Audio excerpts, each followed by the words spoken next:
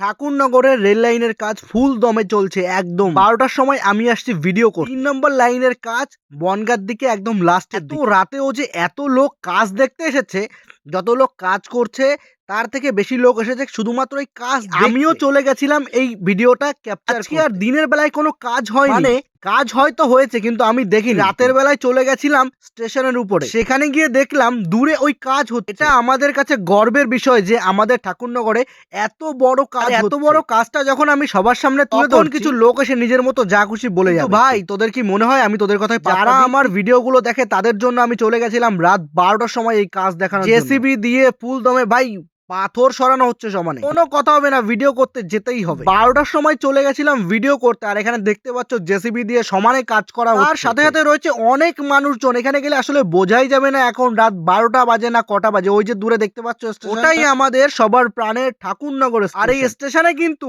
হচ্ছে 3 number rail line. Thakurnagar বাসীর কাছে সত্যি এটা গর্বের বিষয়। কাজের শুরু থেকে শেষ অবধি সব আপডেট পাবেন আমার ভিডিওতে, তাই দেখতে থাকো।